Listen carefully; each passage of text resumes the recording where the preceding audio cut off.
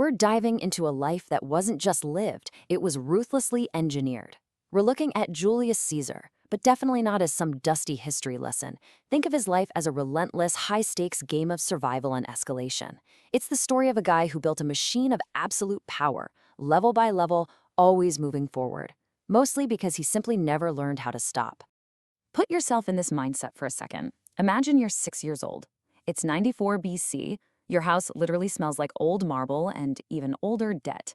You belong to the ancient family of Julius Caesar, right? A name that opens doors like a drawn sword parts a crowd. But behind those doors, there's absolutely no gold. You're crammed into the suburra, basically the overcrowded, incredibly dangerous slums of Rome. From your upstairs window, you watch these soft-handed senators passing by in their litters. And even at 6 years old, trapped on the wrong side of the city, you understand one thing with crystal clarity. Your legendary name is the inheritance, sure, but the crushing debt is your reality. Without power, that name means absolutely nothing. Okay, let's dive into this. Act 1, a name without power.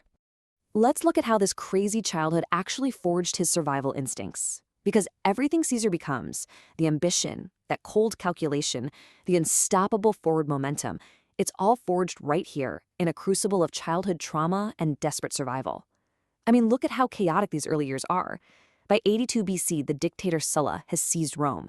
He's writing these lists where names on parchment literally become death warrants by morning. And Caesar's family?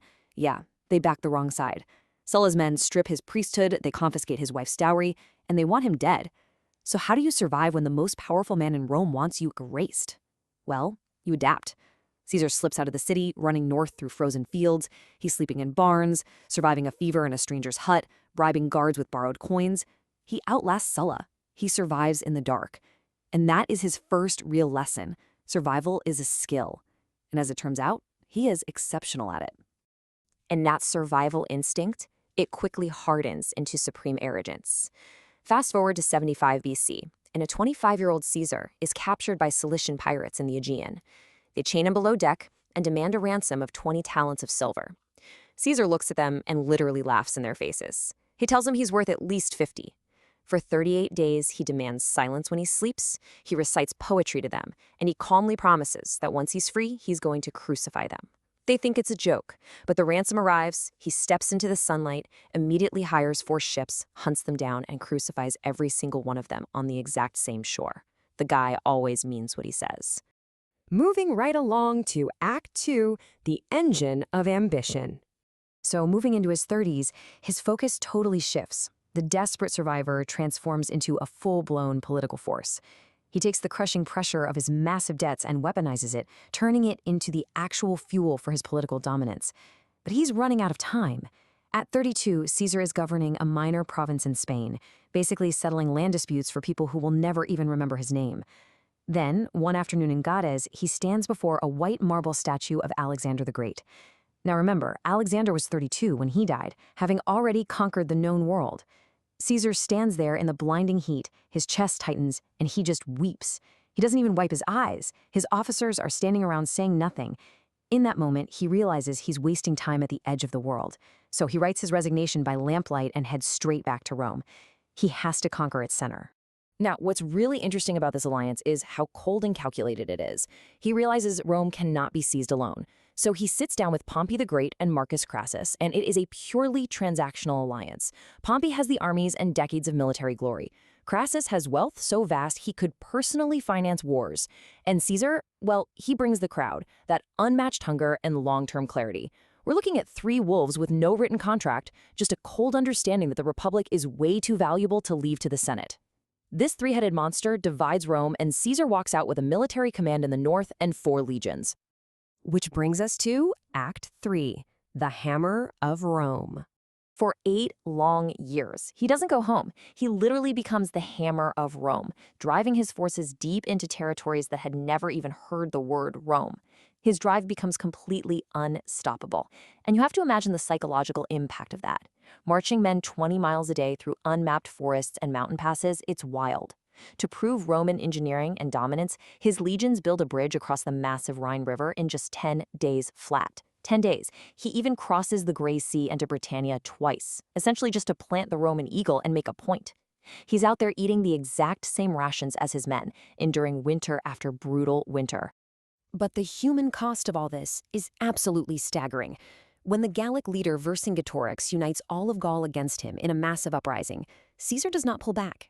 He builds a ring of walls around the enemy's walls and simply starves them out for months until Vercingetorix surrenders his sword in silence. The toll for this victory? 1 million dead. And right in the aftermath of that absolute victory, another 1 million people are enslaved. Gaul now belongs to Rome. The sheer scale of the devastation is almost impossible to comprehend. And this brilliantly illustrates the stark subjectivity of his legacy. Because Caesar wrote the history of this campaign himself in perfect, clean Latin, he framed the slaughter of millions as a glorious military necessity, a war. Yet when modern history looks back at the erasure of entire tribes and cultures just to feed one man's ambition, it calls it what it was, a genocide. He controlled the narrative just as ruthlessly as he controlled his legions. Let's transition to Act 4, point of no return. Which brings us to the ultimate breaking point. Back in Rome, the Senate is terrified of what Caesar has become, so they spend years building a legal trap for him on the far side of a shin-deep, completely unremarkable river. It's 49 BC. If Caesar crosses the Rubicon River with his army, he is a criminal under Roman law. But if he disbands his army and goes to Rome alone, Pompey's assassins will kill him within a season. The Senate built this law specifically for him. Caesar stands in the cold water, looks at the far bank, looks at the legion behind him, and speaks those iconic words. Alia jacta est. The die is cast. He takes one step forward, and because he simply never learned how to turn back from anything in his entire life, that single step shatters the Roman Republic forever. Civil war erupts. Caesar pursues Pompey relentlessly across the Mediterranean without ever pausing, destroying Pompey's forces at Pharsalus. Pompey ends up fleeing to Egypt for protection, but what Caesar finds when he arrives there is staggering. Before he even disembarks his ship in Egypt, a sealed wooden box is delivered to the dock. Caesar opens it to find the severed head of Pompey, the greatest general in Rome, the man who once married his daughter. Caesar just closes the box and turns away from his officers, because even in his ruthless pursuit, he knew his former ally did not deserve an ending like that. He lingers in Egypt just long enough to place Cleopatra on a crumbling throne, and then he heads east to crush the last pockets of resistance at Zela. The final battle takes him just 4 hours. 4 hours! He sends a dispatch back to the Senate in Rome consisting of exactly 3 words. Veni, vidi, vici. I came, I saw, I conquered. The entire world and his total domination of it fits perfectly inside those 3 words. And finally, Act 5, the cold marble floor. He's won. The Senate lays everything at his feet. They make him dictator for life. His face is pressed onto every single coin. They even rename the month of his birth, July, permanently carving his name into time itself. But as he enters his final act, the very momentum that built him begins to betray him. Notice what happens here. Caesar receives the senators sitting in an ivory chair, and when they enter, he refuses to stand to greet them. This is his fatal miscalculation. It isn't the immense power he holds that dooms him, it's the performance of that power. By treating the aristocracy like subjects, the men who once feared him become something colder. They become patient. Men he had previously pardoned, like Brutus and Cassius, begin to look at him very differently. His absolute refusal to stop moving forward completely blinds him to the immediate danger. Methodically, the universe actually tries to warn him on the morning of March 15th. First, his wife Calpurnia grips his arm, terrified by a dream of the roof collapsing and him bleeding out on the marble. Second, a soothsayer on the road repeats a warning given weeks ago, beware the Ides of March. And finally, a note detailing the entire conspiracy is desperately pressed right into his palm near the Senate steps. He closes his fist around it, leaving it completely unread. The machine just has to keep moving. He walks into a Senate hall filled with white togas. Men he pardoned, men whose careers he built, men who drank at his table. They press in close with a petition. The first blade catches his shoulder, then the second, then the third. 23 wounds. It's the stark physical toll of a system turning on its creator. As he falls to the cold marble, he sees Brutus standing over him with a blade.